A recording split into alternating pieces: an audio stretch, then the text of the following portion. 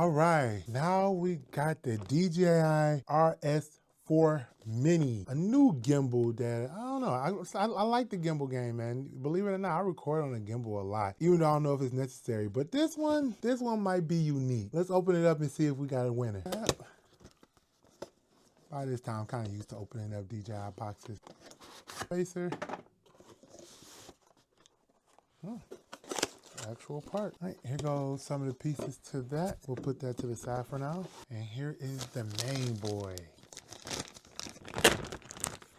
Okay, it's different than the last one. The last one was black. This one is white or tan or gray, whatever color you might think that to be. All right, it feels a little lighter, a little more compactable. One that I think everybody and their mama is kind of wanting, and one I kind of looked at too. That help the camera follow you. So be really interested to test that one out. That's gonna be fun.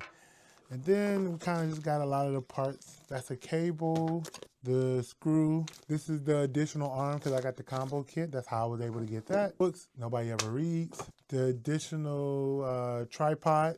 There's one more thing left. And a cable. Oh, hold on, I lied, there's more.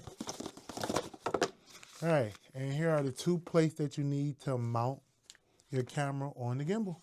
All right, let's see what it looks like put all together. Here we go. It's tracking me. This is pretty dope, man. This is nice. And there's a video of it tracking me, and I'm tracking it. Man, this is nice, man. Auto locking feature where it just go into place. That is super great, man. I think I'm gonna really like this. Stay tuned for more, for real.